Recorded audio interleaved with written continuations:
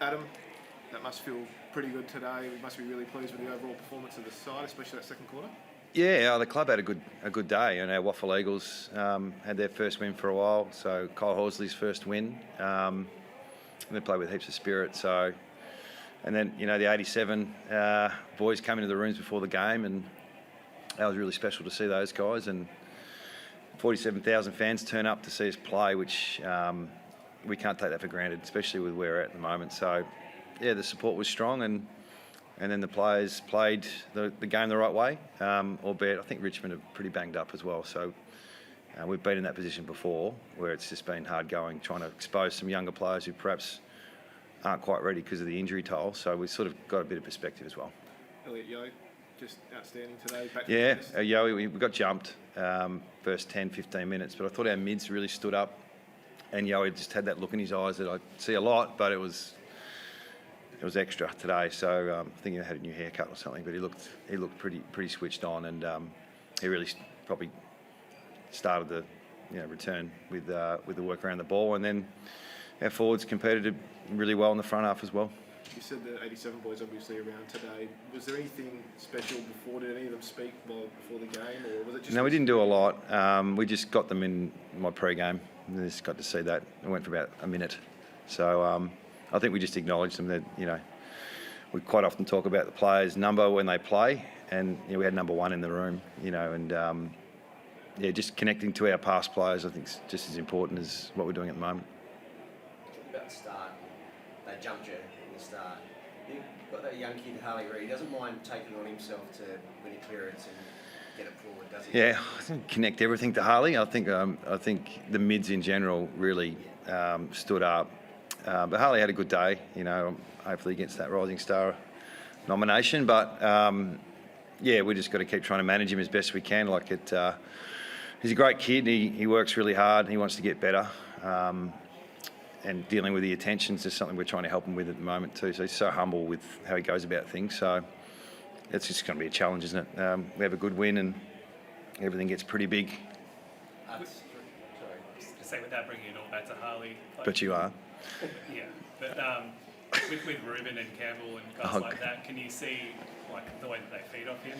And look, I think they're all growing together. So I think Harley wouldn't like the isolation of it's about him and him inspiring, and it's not that. It's the group. So we've got some good experienced players that we're really happy they're fully fit, and then we've got some young players who hopefully the synergy of the group works in the next however long before we get that connection piece where everyone sort of knows what each other's doing, and Harley's just part of that. So yeah, we'll work off what he does well, but we'll also work off what Ruben does well, or Chesser, or Long, or Hoff, and those guys. So yeah, as long as we can stay healthy and keep growing together, it's about the collective. How pleased were you for Jake Waterman after everything he went through last year? He kicked that 4-goal bag here against the Giants. Looked like he's going to be in for a career best year, and we know what happened. For him to do that today must just... Yeah, he got rewarded today. I mean, I think we had 61 inside 50s, and we had a really good supply, and he took some really good marks for us. So once again, collectively, I think we take, that we didn't concede that many intercept marks after quarter time, and that sort of got the game played in our front half as much as our clearance work. So he got on the end of it, really proud of what he's come back from. But once again, it's hard to isolate these one or two individuals when it was what we're trying to do is trying to do it as one and together, which, we did today. Does it feel like, though, today feel like it's almost like a justification, or not justification, a positive sign about what you're trying to do, and it reinforces that you're on that right track, that you believe you are? We haven't deviated too much, have we, about what we're trying to chase? We want to be better in the contest. We want more supply. We want pressure to be at a good level, and the ball movement stuff we haven't really touched on too much. Until we get these other things right, we can't really get to that. So we got that right, and then things work out, with offensively. So there's a lot of work to do. Well, we're not delusional. We've got Fremantle in 6 days, but today was a step forward for the club. So that's important as well. It was like your Waffle game this morning as well, and Liam Ryan got through unscathed. Interestingly, though, he played across halfback, had 19 disposals. Was that to get him into the game, or is that actually something you're looking at doing at AFL level? I don't know yet. I think we've been training him as a halfback in the last 5 weeks since he's coming back. One, to give him a bit of A bit of excitement to return. He's been out for a long time, and two, the game's built off back half transition as much as front half, and the skill level that he can bring, it's pretty good. So, whilst we haven't been scoring a lot in our front half, and he'll definitely add in that area, but just to upskill him in another role might pay us back down the road. So it's not to say we'll do it every week, but I think just learning the craft of a rebounding defender is something that we can bank.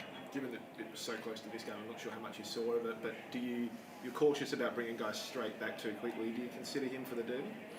Maybe, yeah. We'll see how he pulls up. He played probably 70 or 80 minutes. So did Dom.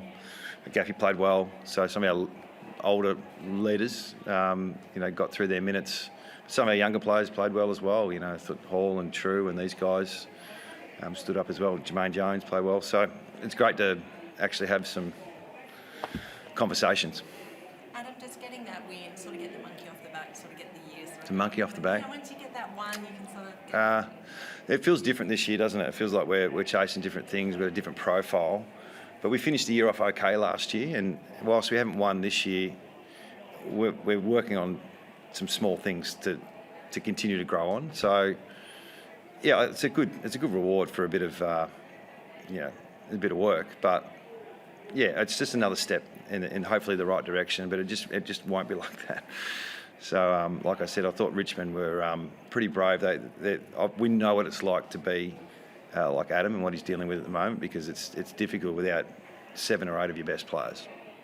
Do you feel like it gives you a bit of momentum though heading into such a big derby week? Because there was a lot of... Oh, we're excited, yeah, absolutely. I mean, we haven't even come close to Fremantle in the last 3 or 4 years. So that's practice matches, derbies, doesn't matter. So we just want to compete. All right. Thank you. Thanks, guys. Thanks, Alan.